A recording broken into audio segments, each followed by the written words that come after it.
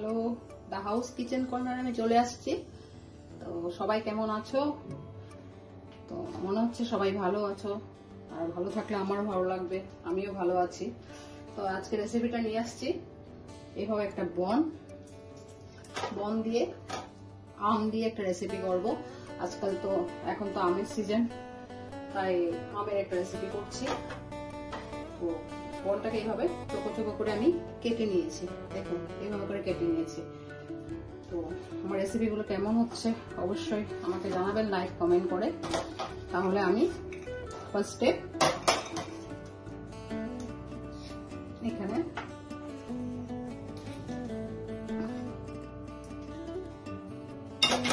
কড়াইটা বসিয়েছি, বসিয়ে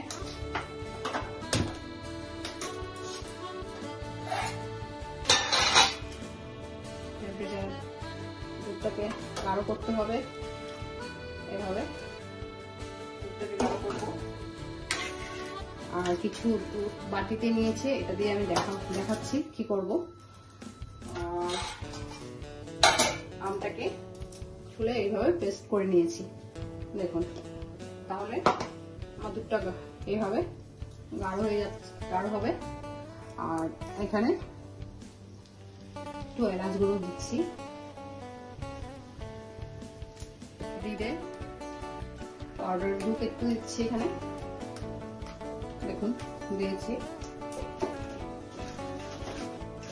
এভাবে জিনিসটা গাঢ় হচ্ছে, গাঢ় হলে আমি ম্যাঙ্গো যেটা পেস্ট করেছি ওটা এখানে দিয়ে দেবো, আর ড্রাই ফ্রুট দেবো। তাহলে দেখুন, আর বাটির দুধটাকে দেখুন। তাহলে আমি এইভাবে যে বাটিতে দুধটা নিয়েছিলাম ওর মধ্যে এইভাবে আমি আগের থেকে একটু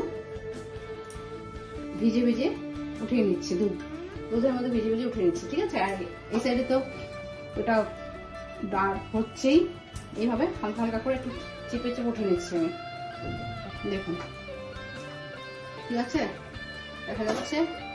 এইভাবে করে নিচ্ছি আমি, হ্যাঁ।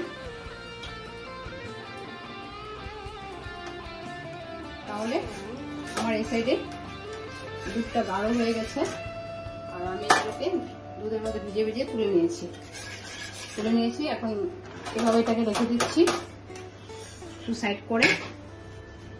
তাহলে এখন এই সাইডে আমি একটা তাওয়া বসিয়েছি, তাওয়াতে সাদা তেল দিয়ে দিয়েছি, কারণ এটা চটপট করতে হবে।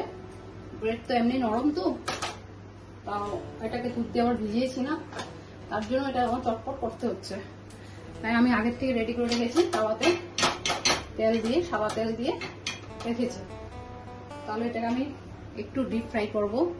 দেখুন এইভাবে তেলটা গরম হয়ে গেছে, আমি এখন এটাকে ডিপ ফ্রাই করব। এইভাবে দুধ দিয়ে ভিজে রেখেছিলাম ব্রেডগুলোকে ফ্রাই করে নিচ্ছি।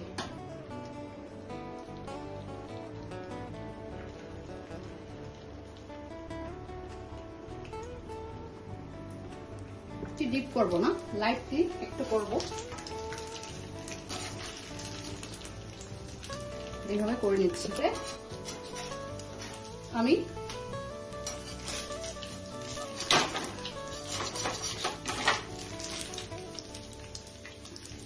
ব্রেডগুলোকে এইভাবে পিসগুলোকে এইভাবে আমি একটু সাইডে রেখে দিচ্ছি, দেখুন, কারণ আমার আবার দিতে হবে বাকি পিসগুলোকে। দেখুন এভাবে আমি আবার বাকিগুলোকে দিয়ে দিচ্ছি।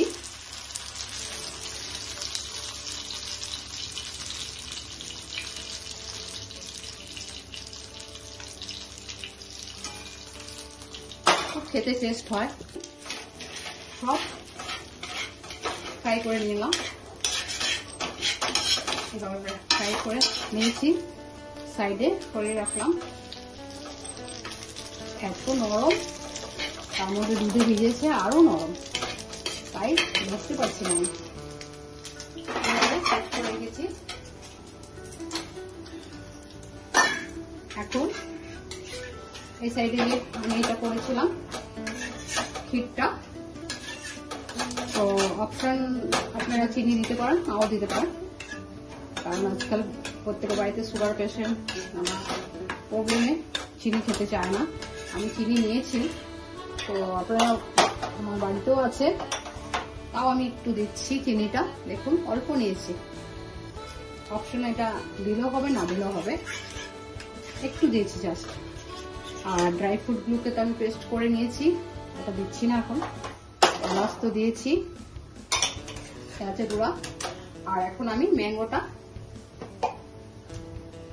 এইভাবে এখানে দিয়ে দেব।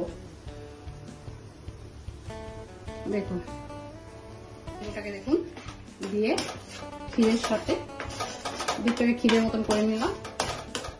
এইভাবে ম্যাঙ্গোটাকে দেখুন দুর্দান্ত হয়েছে। আমি অল্প ড্রাই ফ্রুট এখানে দিয়ে দিচ্ছি। পেস্তা আছে, কাঠবাদাম আছে, কাজু আছে, আরো অনেক ড্রাই ফ্রুট পাওয়া যায়। আমার যা ছিল তাই দিয়ে করলাম, এইভাবে করে নিলাম। এখন আমি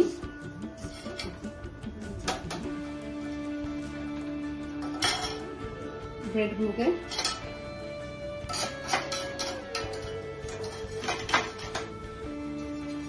দেখুন একটু একটু ফ্রাই হয়েছে। ব্রেডগুলোকে এভাবে বসিয়ে নিচ্ছি, এভাবে বসিয়ে নিচ্ছি ব্রেডগুলোকে। এভাবে ব্রেডগুলোকে বসিয়ে নিয়েছি, নিয়ে আমি উপরে এখন ম্যাঙ্গো এটা দিয়ে দিচ্ছি।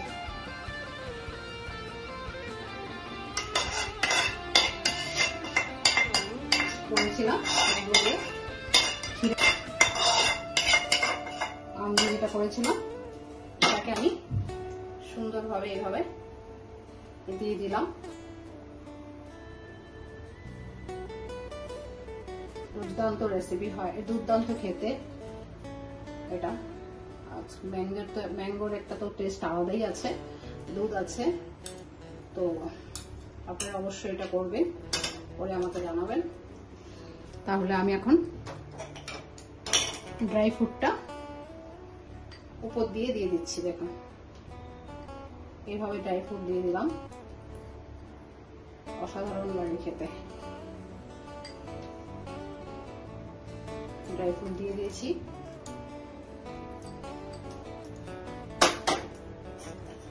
একটু উপর দিয়ে আবার এলাচ গুঁড়া দিয়ে দিচ্ছি।